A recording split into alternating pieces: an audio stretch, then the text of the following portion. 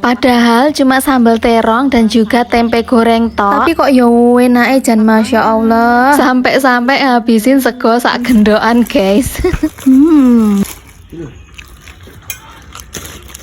Asli loh, ini tuh enak banget. Masya Allah, enak.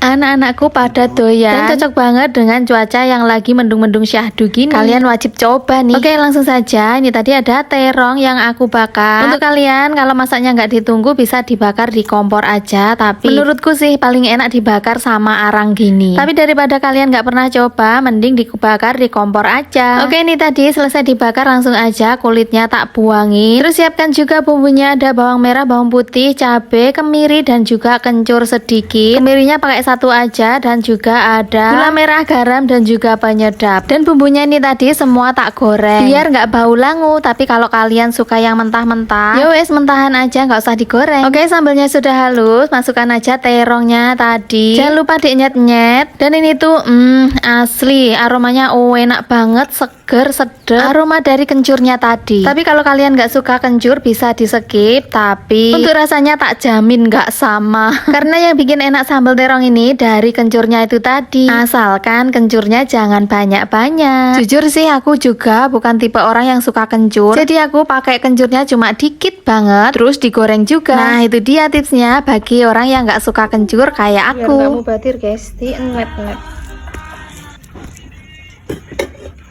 Makan. Terong ngupul sama tempe goreng. Dan ini videonya dilanjut di sore hari. Si ayah minta bikin sate lagi. Terus untuk si dua bocil itu makan sama nasi tonjokan. BTW di tempat aku sekarang lagi musim tonjokan. Di tempat kalian gimana? Apakah juga sama?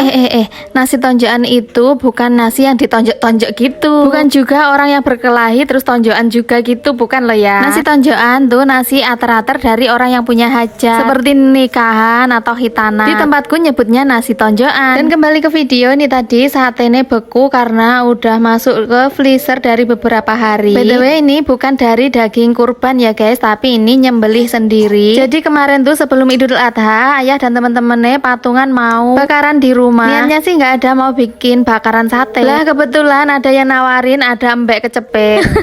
Kecepet nggak tuh bahasannya. Dan jadilah di situ nyembelih embek sendiri. Terus untuk tulang-tulangnya yang aku bikin gulai kemarin. Dan untuk dagingnya sisa ini tadi katanya nggak habis kalau dibakar semua, padahal yang makan tuh orang banyak loh. Dan mungkin juga karena mbeknya besar jadi dagingnya dapat banyak. Dan kembali ke video, ini tiba-tiba aku udah bikin sambelnya aja. Ini tak kasih keceran jeruk nipis, asli enak loh. Sambelnya jadi makin seger. Dan ini untuk satenya asli dan ada aromanya dan warnanya menggoda banget. Dan ini untuk sambal terongnya sisa tadi pagi mau aku makan sama sate ini juga.